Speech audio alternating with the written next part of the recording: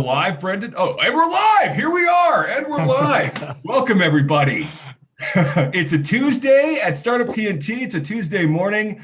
We usually hang out to have fun and make friends and build companies on Thursdays, but we got our friends Jeremy and Mark from CBRE hosting a really timely conversation on the future of office space. They've invited a few of their friends from the commercial office space industry. And this is the first time we're doing a conversation starter in a really long time. So I'm excited about this. And Jeremy and Mark, they're close friends of Startup TNT. They helped us host one of our pitch nights back in October.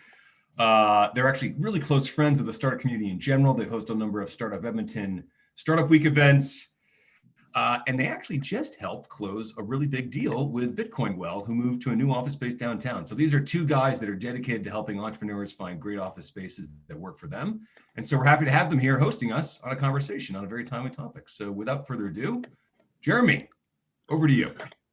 Thanks, Zach. Thanks for having us. It's always good to get your energy first thing in the morning. And we always, I think everyone here appreciates that because we all need a kick in the butt at this time. But it's great. I appreciate you having us on. We really appreciate partnering with Startup TNT. This is Mark and I's second time doing this. We actually partnered with Startup Edmonton back during Startup Week, and we did a similar panel, but that was with some fast-growing tech companies at that time, and from the tenant side as to what they're seeing. So we thought we'd switch it up a bit, and we'd go with take what the landlord perspective is on the whole COVID situation and what it means to be back to the office. So Mark and myself are, as some of you may know, we're commercial real estate brokers. What that essentially means, and we focus on the office market, specifically, the tech market as well. What that essentially means is we spend our whole day understanding the market and thinking ways to beat up on these landlords on this call on behalf of tenants. So they can comment a bit on that later, but just to kind of give a quick rundown, I mean, the future of the office has obviously been, as the title of this, the future of the office has been a huge topic of conversation since March. And what we've seen, CBRE does a ton of research on this. And within the last 3 to 4 years, the work from home has been talked about even within dating back 5 or more years. And what COVID did is it really amplified that discussion. So we're seeing, what we're seeing is that it kind of forced companies to decide we're either doing this or we're not, and they had to do it at the start. So it was the biggest work from home experiment in the world, and it caused everyone to kind of rethink how they look at things. The interesting thing that we've noted during some of our research is that, from the start of COVID to now, there's a lot of different mindsets, and I'm sure a lot of you have been through the same piece, is that, oh, I can work from home, great, this is fine, I can do this forever. And then it went to, oh my goodness, my kids are driving me crazy, I got to see people. So it's kind of shifted a lot. So what we've noticed, we did a survey, our company did a survey, and I think it was a couple months ago, and 81% of organizations anticipate most of their workforce to utilize the office as their destination of choice. So even if it is more fluid. So what that essentially means is, and I love this quote because it really actually kind of ties home, is depending on the office as a place for individual work is evolving, but dependence on the office for groups to come together in pursuit of a common goal has never been more important. So what we think that means is that it is completely shifting. Everyone's going more away from necessarily you get an individual desk and you come in and you sit down and do your work. It's becoming a place where you actually get together and make magic happen. And actually, to quote the guy we just did the deal with Bitcoin Well, the CEO of Bitcoin Well said, it's the place, if you don't have the office, you don't get the accidental conversations that spark creativity. And that's what I think is going to be that's a big component of what the office looks like. So, so that's kind of what's been the tenants, what we've seen on the tenant side. And again, if you ever want more info on that, on what kind of tech companies are thinking, we can share our other webcasts as well. But today we're going to really focus on kind of how landlords are preparing and what this future looks like as to what they've been responding to. I mean, landlords typically have always been, what looked at as the big kind of bad guy in the industry, and they're the ones that collect all your money. But we feel that, especially the groups that we have on today, this has really shifted. And there's a lot of they've evolved with their tenants, and these are ones that we think are, we have a four landlords on that we think are really going to have evolved the industry and are going to continue to evolve that. So what I'd like to do is I'd like to introduce our four panelists. So we have, I'll start with Cameron Martin. He's from Epic Investment Services. So he's the asset manager, for some of you might be familiar, for HSBC Place and 103rd Street Center. So they're currently, some companies you might know in there are Jobber, Alta ML, in 103rd Street. And then next we have Alim Somji from Jaffer Group of Companies. So he actually owns the building that Jobber used to be in. And if you haven't seen that space, it's fantastic space too. So and Alim's been involved in the tech world for a long time, not just on the landlord side, but has some ownership in it as well. So and then we have Greg Stevenson, who's from Melcor REIT. So Melcor REIT's an Edmonton-grown company that has been Edmonton real estate since 1923, I think. Greg, is that correct? Yeah. So, and buildings you may be familiar with them, they own the former Royal Bank building. That's where Shobi is. And then they also own the Burks building where Shobi used to be, and they were able to grow them over there. So, and Burks has always been a startup hub as well. Lastly, we have Rob Blackwell from Aspen Properties, and he's the owner of Bell Tower and MNP Tower, as well as the Bell Tower Annex in Edmonton, and as well as some of you from Calgary. You'll be familiar with the Edison, as well as Sun Life Plaza. Is that correct, Rob? Yeah, Sun Life Plaza. For now it is. Yeah. For now it is. We'll see what happens there. But okay, so enough of me talking. I'm gonna shut up, and we're gonna pass it over to some of our landlords. So what I'd like to do, I've talked about a little bit how COVID has affected the tenant side. I'd like to kind of throw it over to the landlords and see how has COVID affected your business? How has it affected kind of how you guys have looked at things? So why don't we start with Rob on that one? Oh, sure. Thanks, Jeremy. Right after you just tell us how you beat us up, you still start with me. Of course. It's almost a year now since we all went home, and it's hard to believe that passed. For an ownership group, the first thing you did back in March was address all the retail tenants, and we still continue to do a lot of work in the retail business of our building. So that's the base of our office building. So it's for us, it's only 5, 6, 7% of our total rentable area, or the income that we get, if you will.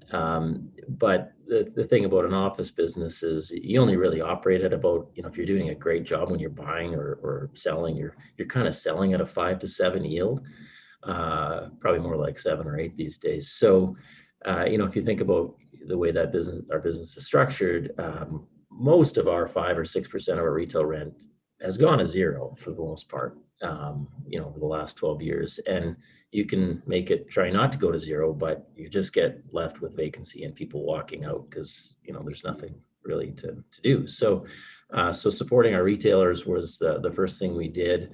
And we continue to do that in various ways of flexible arrangements, if you will. From a team perspective, we're not a huge company. We're about 110 people. About half of our company would be in the operations group. So, they've been going in every single day over the past year. And, I'm not sure we'd consider them frontline workers, but they're at the front line doing that job. So, and then the rest of our team, as you said, we're an office company. So as best as possible, we've got our whole office is filled with plexiglass, and, from the early days of this stuff, is to get people back in our office as soon as possible. Because for the first 60 days of our COVID, it was a crisis mode. It was the scariest thing I've ever been involved with in my 17, 18-year industry career at our company. And so it's been fun to get people more back into the office now to be able to be constructive. Working at home allows you to mind the business and keep it going, but you can't really get ahead. And so the last 6 months of our life here has really been focused on, okay, this is here, it's going to end, we hope. And how do we get better and make sure that we're better on the other side of that? So we've done, I think, a really good job of embracing technology for some of the stuff we want to do. And as I said, we've got a small team, so we've got a great team, but we're resilient and really trying to keep people up as far as motivated. And that's been a big part of my last 6 months, is just to keep people motivated and engaged. And that's where we've had to go. But the ownership side is no different than most traditional business. It is still a traditional business, and that it's been a lot of challenges over the last 12 months in the office space industry. Yeah, thanks, Rob. Appreciate that. Why don't we go to Greg? Yeah, thanks, Jeremy. I mean, I echo a lot of what Rob said. Obviously, I think it was something that nobody was really prepared for. So, we were no different. Melcor was no different. I mean, we faced the same challenges with respect to staffing, and we had some tough decisions to make early on with respect to some layoffs temporarily. Thankfully, most of them were temporary. Unfortunately, a few were more permanent. But there's obviously the financial implications as well. I mean, we have obligations we have to meet as well with respect to financing and then so forth. We still have to, even though people weren't working so much in the office buildings, body count wise. I mean, we still had bills to pay for the buildings to make sure that they were still operating and up and running. So it hit us just like everybody else. And as Rob said, it was something where you kind of have to do your best to adapt to the situation, but also, I mean, it was, like you said, it was pretty stressful for those first couple of months, few months. Thankfully the government did step up and offer some assistance, which did help. From a landlord's perspective, the SECRA program, the Canadian Emergency Commercial Rental Assistance Program, was a great program. I think it helped out a lot of the tenants. The one catch from a landlord standpoint, though, was that we had to essentially forego 25% of our gross rent for anywhere from 1 to 5 months, depending on what the tenants qualified for. So yeah, I mean, we're by no means or be any different than anyone else, but there were challenges that we were met with for sure, and continue to be met with. And Rob hit on it too. The retail sector, especially in certain areas, downtown specifically, it was hit pretty hard, and so we've had to get pretty creative of how we can help sustain some of these tenants and keep them longer term and get them through this for sure. But yeah, it's unfortunately, I'd like to say that we're close to the end, but it sounds like there's still a lot more uncertainty coming forward. So we'll have to continue to work with all our tenants. Yeah, thanks, Greg. And I just want to interject, if anyone has any questions, we're going to keep this pretty open panel. If anyone has any questions, feel free to type them in the chat. We're going to ask anything you guys or put them in there, and we'll get to as many as we can. So why don't we go to Alim? How's COVID affected your company or your businesses? Sure. We're a little bit smaller than some of the other folks on here. So, when COVID started, I think like anybody else, it was a rush to understand first and foremost what we were working with, really what the future was going to look like, and talking the near future, the summertime. The few retail tenants we have, we're looking at different ways to make outdoor dining possible. When CECRA was announced, it was trying to understand that program. So we kind of were going along with our tenants as they were trying to learn and understand how their business was going to run. We were largely doing the same thing. You never want to be in a position where tenants are really our partners in our business. If your tenants do well, then they continue to pay rent, and you do well. As they were trying to figure out how to keep their bottom lines black and keep their people employed, we were doing the same. From an actual overall business perspective, office is not a huge part of our business. We're also in the hospitality business, the hotel business, and the field business. So, we were kind of jumping from fire to fire, figuring out what COVID meant for all of these different places. So, I have to say though, even outside of Secra, I would say most of our tenants, we've been able to work collaboratively together. It wasn't it's now it wasn't as combative of a relationship as Jeremy, you make it out to be sometimes. But we worked with brokers and our tenants, and we managed to be able to get things done such that nobody's going to be incredibly, a few people I should say are going to be incredibly profitable around this time. But insofar as everybody can keep their businesses going till better days, that's really the goal.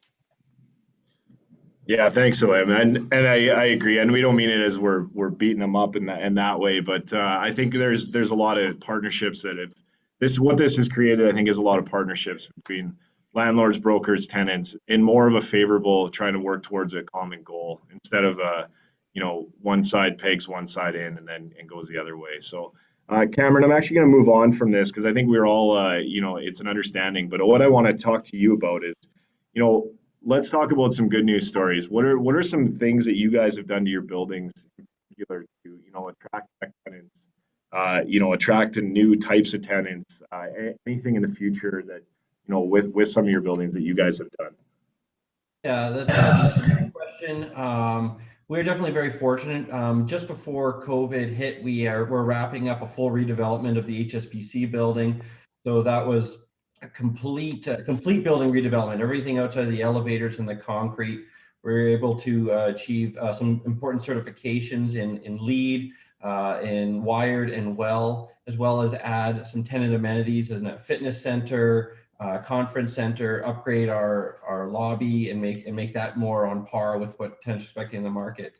And then at 103rd Street, actually, we had just started the construction in December last year. So throughout this COVID time, we finished our redevelopment of our main and second floor at that building, where we've added, in addition to the fitness center and conference and lobby upgrade, we also added in a tenant exclusive lounge and a social staircase, which can be used for presentations up to about 125 people with overhead projector and everything. That's right off our main second floor if you haven't been in the building.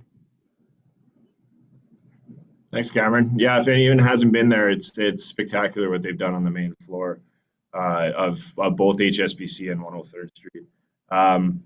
Rob, anything you guys have done to your buildings that are changing since in the past? Yeah, I mean, as you mentioned the Edison, we started a lot of our thought leadership into what the future of office is with the Edison here in Calgary, and when we started that building, it's now done. We finished that in 2017. It was like de-office it, make it feel less like a big marble, statue or something like that. Sorry, not sure what's going on here. And that was our, if there's granite, take it away and, put some things that are a little more warm and inviting. And the first thing we actually did was we put a basketball court in that building just to take away this is some office building that you shouldn't feel like you can have fun in. And that's where we started. And the other thing we did right away was made it dog friendly. And we've seen that really resonate, not just with tech people, but everyone likes that. And it's a good way to get people together. And it breaks down a lot of barriers. And that's really been our focus in converting office buildings to, a little more future friendly, is to think about a community and to think about how you can bring people together. And, that's what tech has done so well, is to bring people together. And that's really been our thought is, we have, the same stuff that Cam just mentioned. We have all that stuff in the Edison, and we've got all that stuff in another building we've finished in Calgary, and in Edmonton, we're doing that as well. Bell Tower just went dog friendly. I don't know, maybe 3 weeks ago, or it goes right away. We're building show suites, which is, people don't want to build out office space. It's hard enough, and you just want to operate your business. So, more than anything, we've built out show suites and the design associated with that. So, a little more rustic in nature or gritty, using materials that might resonate more with a grind out business, if you will. So, the design has been a big influence for sure. And just thinking about flex in any way.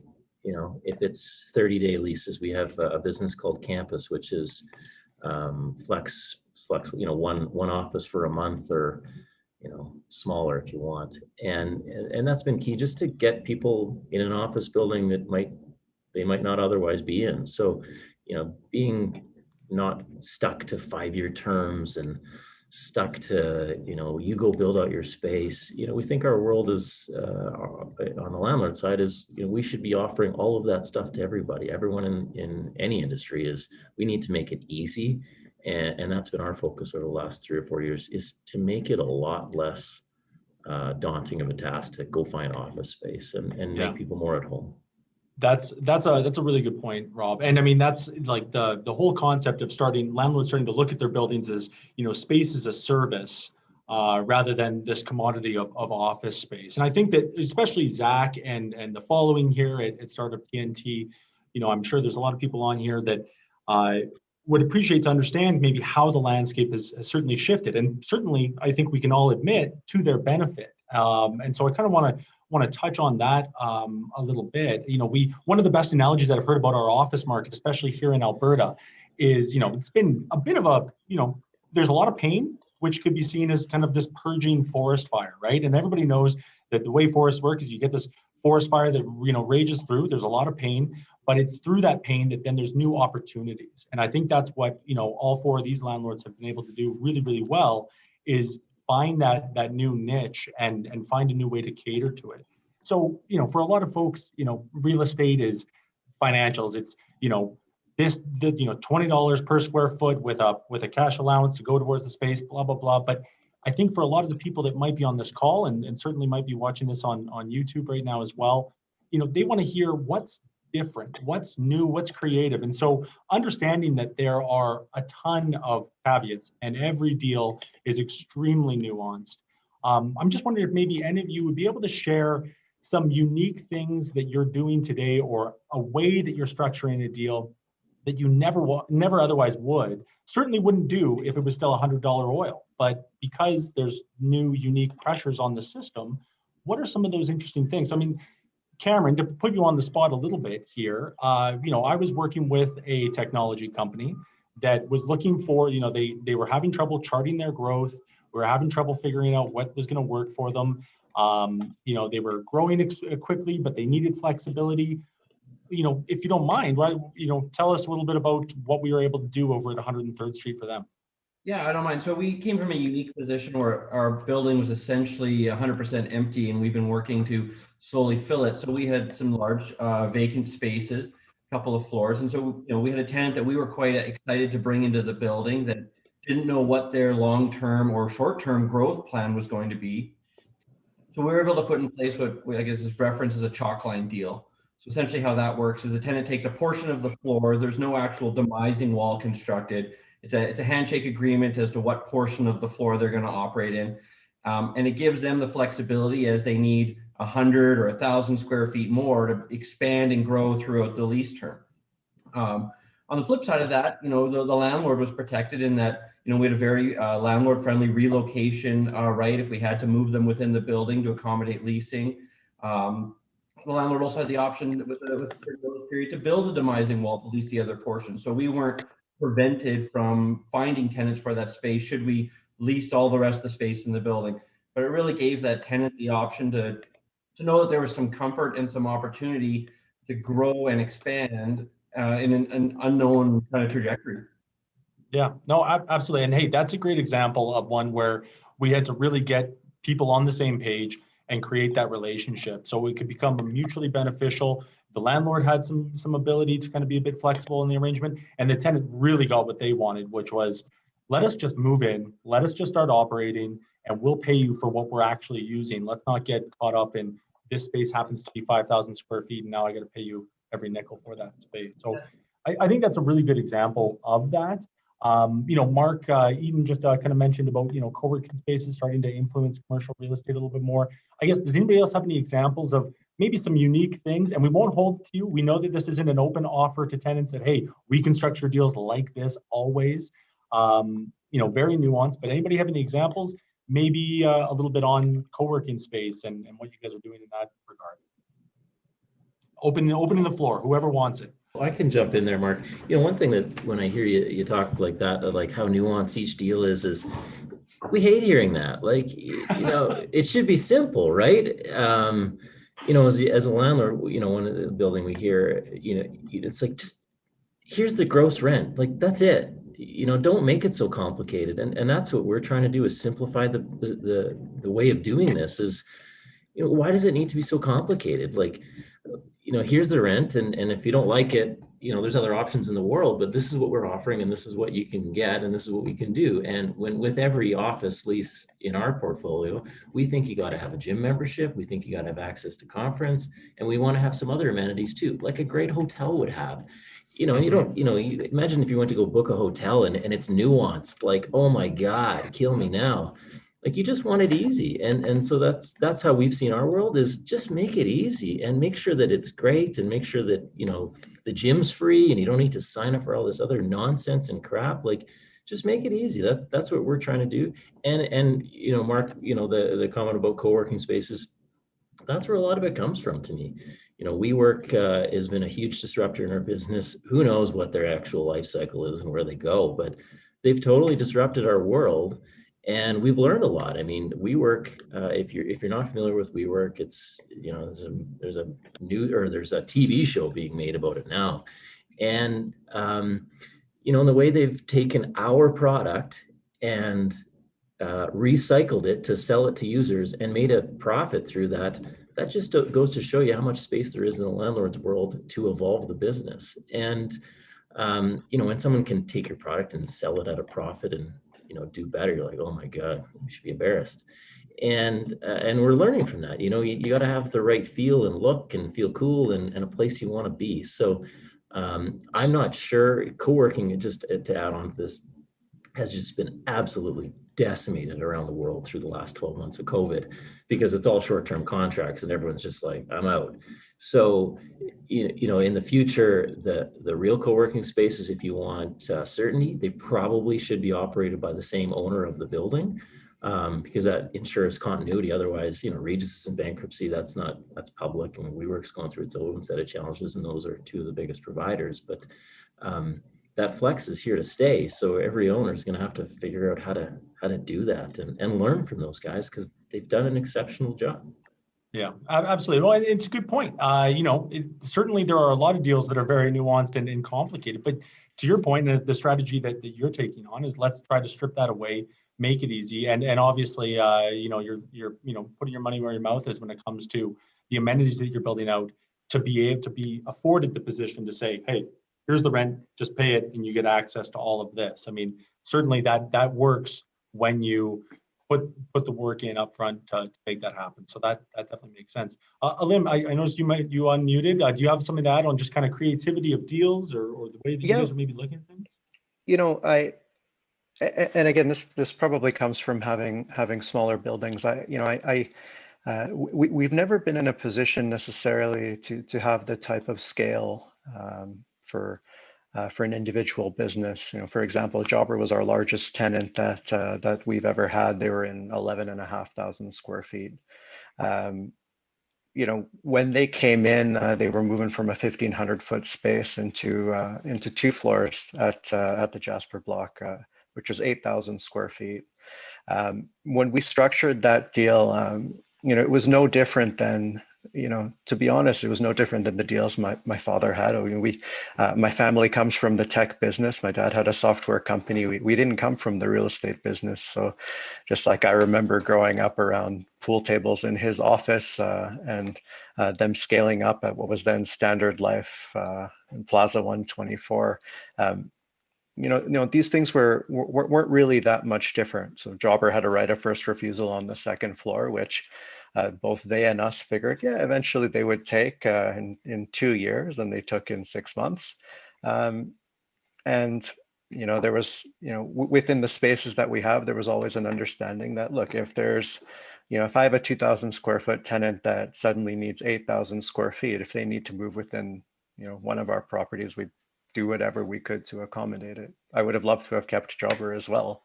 I simply did not have enough space for them. So, you know, I think that flexibility has always been there, and I don't think the concepts that made co-working spaces, the camaraderie, the sitting around a coffee table, of all the design of office spaces over the last 5 to 7 years, and Stantec, and all of that design is to make things more collaborative, because we've probably belatedly discovered that people like spending time with each other. I would say, if nothing else, and maybe I'm speaking from personal perspective, this last year has simply told me that I definitely want to spend more time around people, so that when things come back, working from home is always going to be an option. But with creative, flexible office space, if you can create an environment where people can be around people, you'll probably still be okay, because there's still a huge value to that. Mm-hmm. Absolutely. So, I mean, one of the things I wanted to also kind of ask on this, because it's interesting. I think about when Jeremy and I would come. We'd be working with a tenant. We come see you guys and come through your buildings or whatever it might be. I think that the types of tenants that are out in the market now, and certainly the ones that are growing the most aggressively, are not the ones from 5 or 10 years ago. So I'm curious what everyone kind of thinks about tenant composition and the types of tenants in the market. If there's a certain type of tenant that you see as being kind of a particularly virtuous one that you want to have in your building, or maybe the easiest way to do this is just describe your perfect tenant. I mean, a while ago at one of the real estate forums, one of the landlord agents kind of got up and said, if you've got a heartbeat, we want you. So I understand there's a certain aspect of that right now, but paint us a picture. Who's your kind of best kind of tenant that you'd be really stretching for these days? Well, Greg, why don't you start with that, if you don't mind? Yeah, thanks, Mark. An interesting question. I mean, the ideal tenant would be the tenant that can pay rent, but I think in general, I mean, there's obviously, there's growth in many industries right now. I mean, obviously the tech industry is probably leading that pack. I think given this last year and even prior to, e-commerce, cannabis, obviously in the retail side, seems like it's still going fairly strong. But I mean, a couple of the industries, and more so in this last 12 months since the pandemic hit, I think that, and maybe not for all the right reasons, but a lot of the growth that we've seen in the last even 6 months or so is professional services, psychologists, therapists, people like that who are needing more and more space just because of I think the direct impact of, mental health on this whole pandemic. We're seeing a lot of that. Law firms as well, again, for different reasons. But yeah, I mean, it's been interesting from that standpoint, because I mean, there's still, I think, so much uncertainty with respect to what the future of office holds. When this thing, I think, first started, with everybody working from home, I think the thought was, well, everyone's just going to work from home going forward. People are going to need less office space, and that's just the way it's going to be. But I think as this has gone on, I think you're seeing more and more tenants that are realizing that maybe there's a middle ground here. Maybe there's the ability to maybe have some people work from home, some work from the office. Maybe we still need the space we have, but we can distance more, etc. So I think particular uses, I still think it's a little up in the air with respect to what the next 12 to 18 months brings. But I mean, there are still obviously those main ones that I mentioned, healthcare, all that kind of. I mean, there's a lot of industries that are still very much thriving, and I think would be very beneficial to have in I think in any portfolio. Mm-hmm. Absolutely. Cameron, why don't you jump on this? If you could just pick your ideal tenant right now, the one that you guys might sharpen the pencil a little bit more for, who would that be? Well, I won't give a tenant name, but there's a couple that pop in. No, I think with our the projects we've undergone in our buildings, we've tried to establish a type of culture within our buildings. We do analyze potential prospective tenants and how they're going to fit in with that, because the tenants that we have chosen to be a part of that community and contribute to that. And we want to make sure that the new tenants we bring in also add to that and keep that same feel within the building. Sure, collecting rent is wonderful, and big, large, strong covenant tenants is great, but really you want to create an environment that the tenants you have and are trying to attract want to be there now and stay there long term as well. Yeah, absolutely. Alim, Rob, Yeah. whoever wants to jump on it. Yeah. But what I would say to add on to that, space confers a particular value to tenants. So, while my space, my largest floor is say 6,500 square feet, that space is not going to be convenient for a large number of businesses in this city. But there's a certain value to the different types of spaces we have versus what, say, Cameron or Rob or Greg would have. So your ideal tenant is somebody that your space can add the most value to, because realistically speaking, the most expensive thing in our business is vacancy. Right. The more space you have vacant, the more expensive it's going to be to you, the worse your bottom line looks.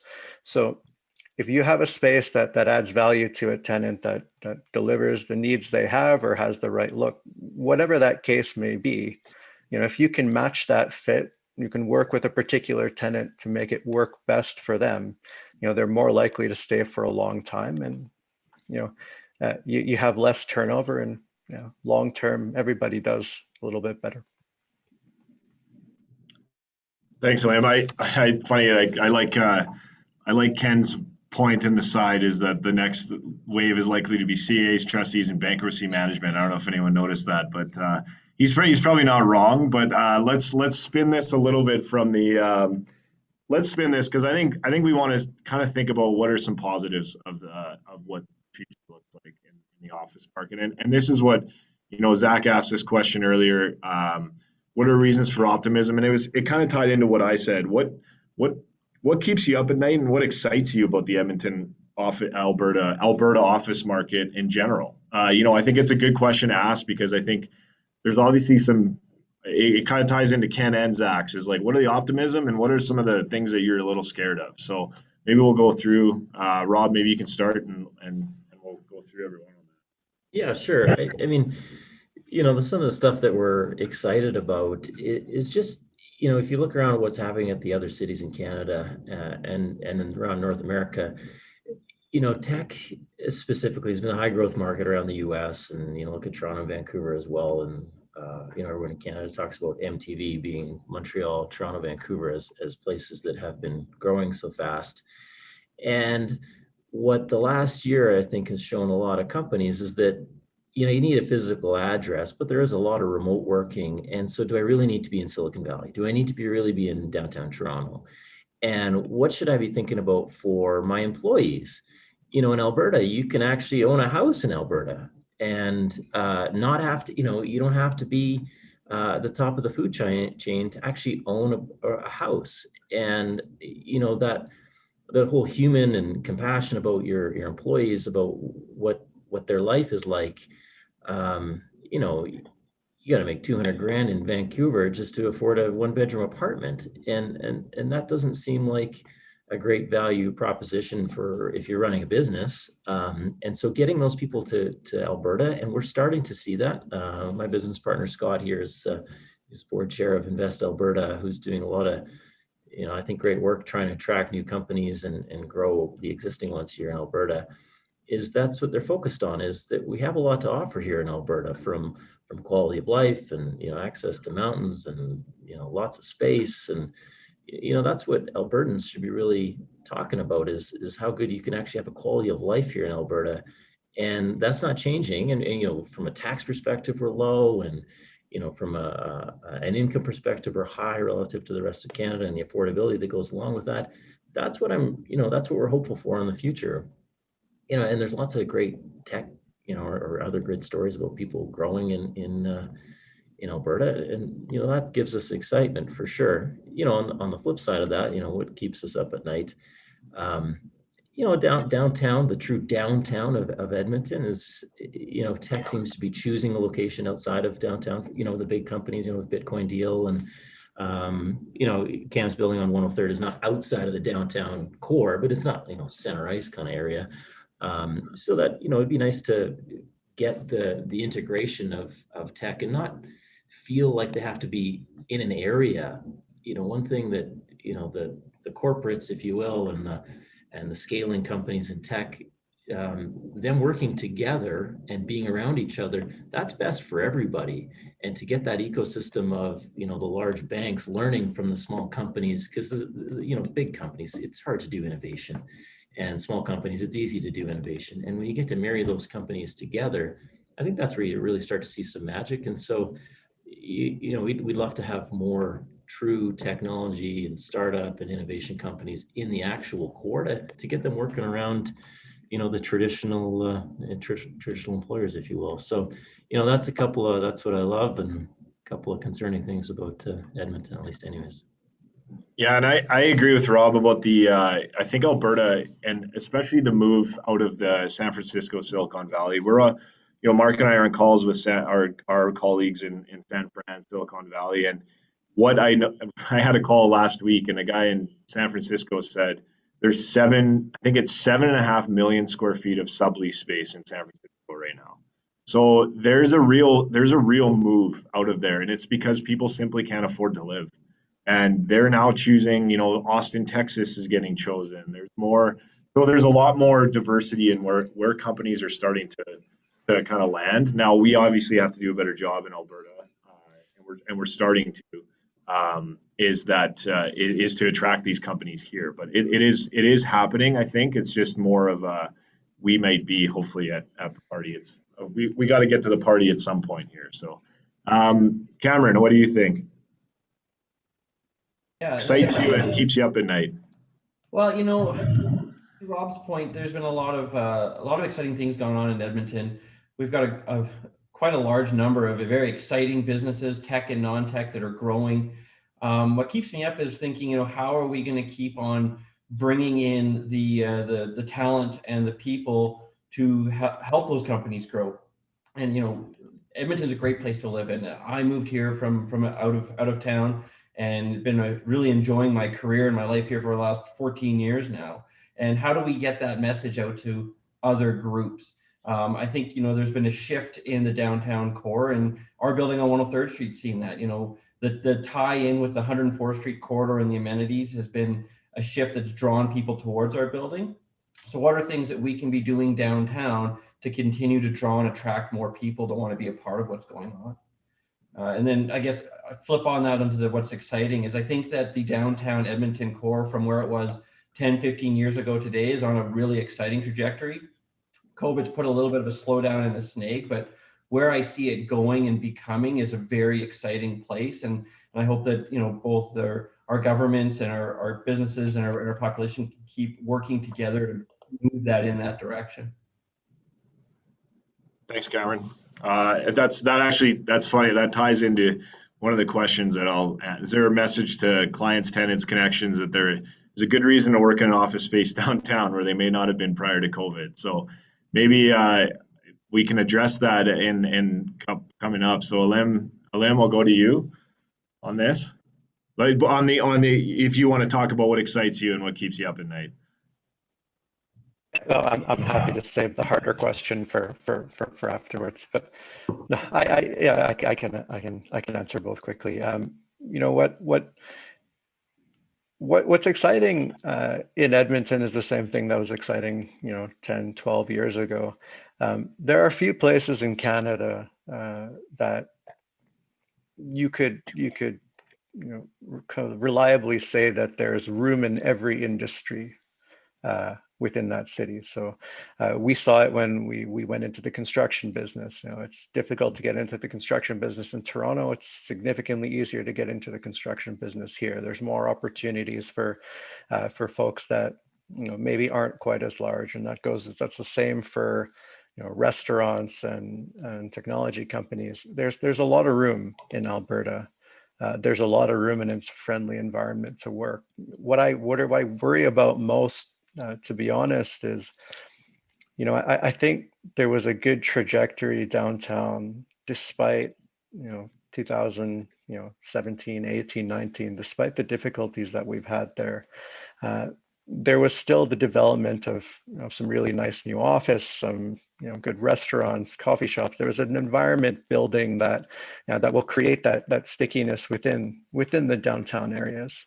that really, is going to create a snowball effect of people wanting to work downtown. If you have reasons to stay downtown after work, chances are you're going to want to work downtown. My worry is that COVID may have interrupted that, hopefully not permanently, but it's going to be difficult to create that culture again, or continue to develop that culture where, the one thing Edmonton doesn't have that some of those other cities do is that downtown present, that downtown culture and character. Mhm. Yeah, agreed. Just to jump in just for a quick second, just from kind of the time perspective, and to help also kind of address the question that Cliff, you asked, because I thought it was actually really good. Is there a good reason to come downtown more now, post COVID, during COVID, than there was before? And I think the answer is absolutely. The paradigm of office space has shifted. The way that we work has shifted, and even though we have a self-invested interest in the office market, the reality is people need less of it, and they're probably going to need less of it in the future. So the question is, if you're going to have less, and if you're going to go to some kind of hybrid strategy, and there's a multitude of different ways to look at this, where do you get the best bang for your buck for that office space that you will ultimately occupy? So if you go from, let's say you're 5,000 square feet and you figure out, I only really need 2,500 square feet. Okay, now let's make sure that you have the highest quality 2,500 square feet that can tackle a whole bunch of really unique occupier and workplace strategies. Things where you're hoteling different stations, or different kind of collaborative environments for when you have to have those all hands meetings for your team that's working remotely otherwise. And that's where I think downtown is going to come out a winner in another 6 to 12 months, is because when these companies say, okay, we need less office space, well, now we don't have to be as worried about the budget. Let's go downtown. Let's make sure that we're next to all the other smart, engaged, talented companies, because at the end of the day, steel sharpens steel. Proximity to each other makes us all better. And I think that's a key advantage that downtown has, and all downtowns have. I mean, this is human evolution. We don't congregate in cities just because it's convenient for the government. We do it because that's in our self-invested interest. I like to add on to that, because it kind of ties into Randall's comment, is what human and business requirements are not met in a home office. And I think one, and I brought it up earlier, it's the accidental conversations, it's the accidental run-ins. I mean, and this may be business specific, so anyone who's in sales, Mark and I are in the sales, but running into people in the pedway, running into people when you're in an elevator, running into someone that you just haven't seen in 6 months and said, oh man, we should catch up. I mean, that does not happen at a home office. That does not happen in the suburbs as much. I mean, it does, but that's, I think, from the downtown perspective. So, Greg, I wouldn't mind hearing from you, because you guys have assets that are kind of out, both in downtown core and on the suburbs. I mean, we've been active on 124th Street for sure. So there's been some activity in the kind of, suburban market. But what excites you about the office market, and what kind of keeps you up at night as well? Yeah, I think, I mean, I guess what keeps me up at night is the general uncertainty still, I think, with around everything, and even what things are going to look like in the next 6, 12, 18 months. I think that to Alim's point, I think there was, even though we were in some tough economic times prior to COVID, I think there was some decent momentum and traction happening in downtown, and even in suburban markets as well. And then there were things happening for sure. Some of that I think has hit pause, and some of it has continued maybe in a different way. But it's just the general unknown at this point. But I think what excites me is the one thing I guess we've kind of come up a lot of this has been the resiliency and the ability for businesses to prove that they can still, even with everything that's been going on, still operate, still function, still produce results, and even still there are startup companies and smaller companies still taking a chance in these times, which I think is commendable. So I think the exciting part is, in addition to everything that the other gentleman said, is I think that once whatever this new normal, and I know people are probably tired of hearing that phrase, but whatever the normal is, and then when this is hopefully some way behind us, I think the exciting part of it is that there's likely to be some sort of an economic resurgence, I think. And so I think that can only help not only the companies that are struggling now potentially, but also these newer startup companies and these smaller companies are looking to kind of make a name for themselves. So I'm going to open up this question because I think Mark and I will answer this for a long time, but I want to hear your guys' thoughts on this. So Marty wrote, I'm hearing from tenants, our staff don't feel safe enough to work downtown. Suburban is more attractive. And it's a completely fair question, and I would like to hear your guys' perspective on this. Anyone want to step up here? Marty, do you own buildings in the suburban market? Look, I get that. You hear from people, I want to walk up. I want a 2-story walk up. I don't want to be in an elevator. I don't want to be in this. I mean, and I get that. Like, there's so many perceptions in COVID, and with the science started from, March 14th, 2020 to today, and what we know about it has changed so much. So, I think every business is overcoming perceptions these days. I can tell you that in a high-rise building, if you will, we've been able to invest in all sorts of air filtration and MERV filters, and the list goes on about things, what you can do, and it goes into the elevators, and there's 10% occupancy or 15% occupancy maybe in a building right now, and boy, I tell you, the cleaners haven't changed. There's still the same amount of cleaners, and they're cleaning the clean every day. So you almost feel like there's a cleaner for every 2 people in an office building in downtown Edmonton. But it's one of those perceptions. I don't know how to overcome it, but I hear your point, Marty, and it's tough to argue with people's perceptions, but from our perspective in our company, we certainly don't feel that way. I mean, we would never let people come back to work if we didn't think it was safe. And we're like Cam, our partner is an institutional pension fund from out east, and there's so many things you have to do just to say we're still open, and those table stakes are such a bare minimum, or they're a big task, but you have to do them. And we think that we've long surpassed anything that looks like safety is. We've been dealing with that for not just COVID, but we've been dealing with this. I think back to SARS and all these other things. Is cleaning companies have learned how to adapt, and that's what you mostly rely on in situations like this. But investing in HEPA and MERV and all this stuff, and coupled with cleaners and security, I think it's the safest place as anywhere. So Rob addressed a good question on the COVID side, and I think maybe Marty was referring to, and I think it's both. I do think it's both, but I do think it's the individuals downtown. So the homelessness. Yeah, so I think that's a question that we're getting asked a little bit more. So I don't know. Again, Cameron, Lim, Greg, any comments on that side of things as to what you see? That's a good question. It's an important one. I think that the reality and the perception, there's a bit of a gap there, but you need to find a way to bridge them. With our buildings, we have the appropriate security on hand. We communicate and interact with other organizations. We've got Boyle Street downtown. There definitely are people downtown that may make it feel safe. But as we return back to, I choose to believe our current world situation is not our forever world situation, and we're going to go back to a time when the buildings are full and you've got people moving around and walking on the streets and in and out of the restaurants. And as that population returns and you have more activity moving on, part of that issue starts to kind of meld away a little bit, because there's just so much stuff going on and people around. What I would say, if you look at downtown and you compare it to, say, a shopping mall, we will look at the things that make shopping malls safe. If I'm walking in West Edmonton Mall, why do I feel safer than in downtown? People make places feel safer. Traffic makes people feel safer.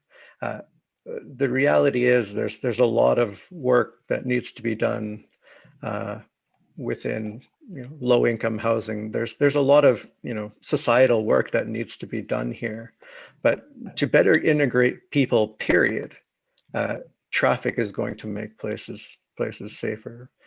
People being around make places a safer place. Eyes on the street and people engaged. You know, those are the things that are going to make the places safer. So if there's people walking around downtown and people on patios and people in coffee shops, you know, those things make places safer because there's simply more people around. And to be honest, it helps build community, and it helps build a bridge between those communities as well. If I could add one quick thing, you know, our offices are now on 97th Street, and we spend a lot of time out in the quarters. There's a coffee shop across the street from us called the Nook, which I know I see Ken's on the call. I've seen him there many times as well. You know, she's done a significant amount for the homeless community in Edmonton, and I would say that I know she's closed now, unfortunately, but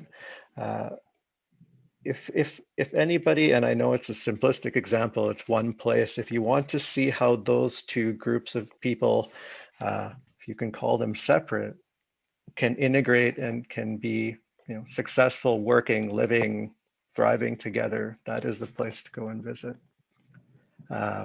She's done a phenomenal job there. And there's other places too. I know the Moth does it as well. And it's something to be seen, because I don't think it's a if or it's an and question that we need to answer, and people generally answer those questions.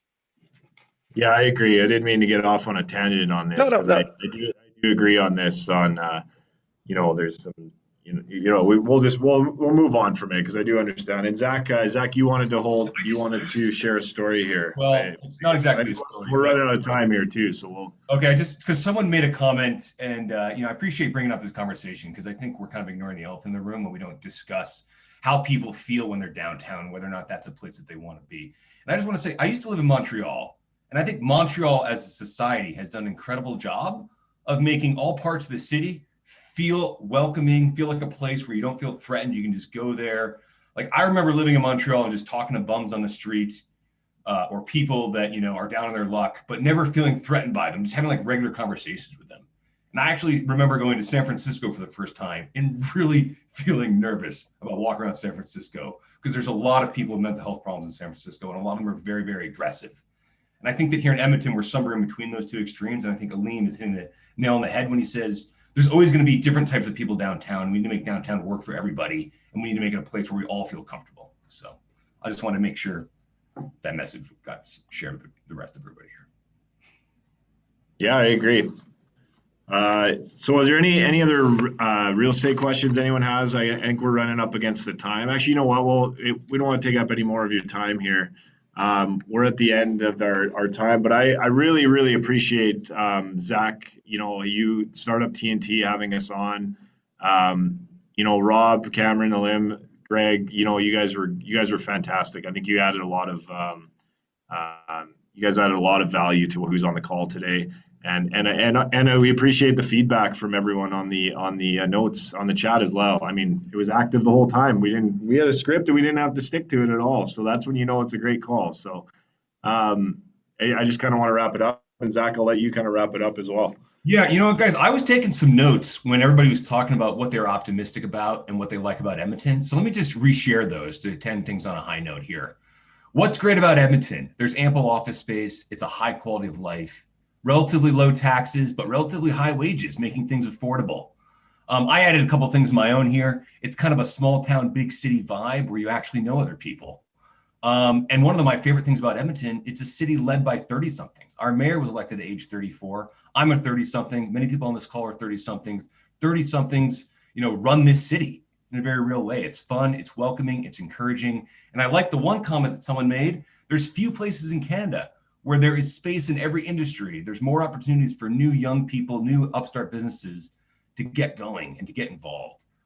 It's a lot of space to grow, and it's a friendly business environment.